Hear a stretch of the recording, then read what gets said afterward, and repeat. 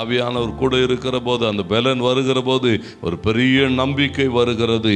ஆண்டவருக்கு மகிமை உண்டாகட்டும். பாருங்க, இந்த நம்பிக்கை வருகிற போது அந்த நம்பிக்கை என்ன செய்கிறதா, எந்த சூழலையும் எதிர்கொள்ளவும் மேற்கொள்ளவும் ஜெயம் எடுக்கவும் உதவி செய்கிறது. அல்லேலூயா.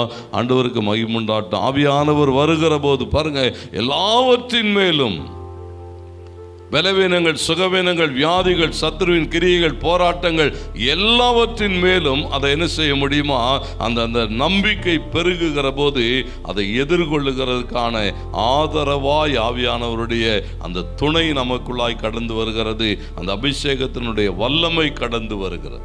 வேதம் பிடித்தான் சொல். நியாயாதிபதிகள் 14ஆம் அதிகாரம் 5-6 வசனங்களில் வாசிக்கிற போது அங்கே போடப்பட்டிருக்கிறது, கர்ஜிக்கிற பால சிங்கம் அவனுக்கு எதிராக வருகிற போது அந்த வேத பகுதி சொல்லுகிறது, சிங்கத்தை எப்படி எதிர்கொள்வது என்று சொல்லி சிம்சோன் என்ன செய்யவில்லையா, திகைத்து நிற்கவில்லை.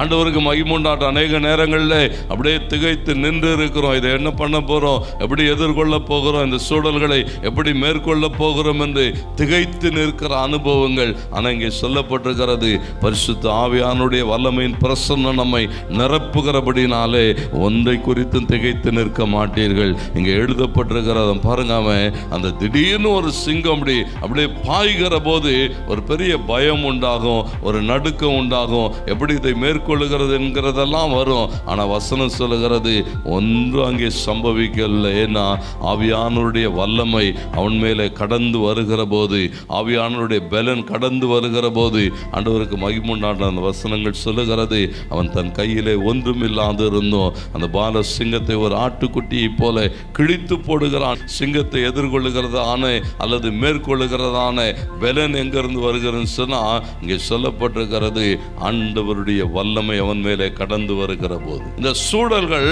அசாதாரணமானதாக இருக்கலாம். ஆனால் வேதம் சொல்லுகிறது, ஆவியானவர் நம்மோடு கூட இணைந்து கொள்ளுகிற போது அந்த சூழல்களை சாதாரணமாய் கடந்து போக முடியும்.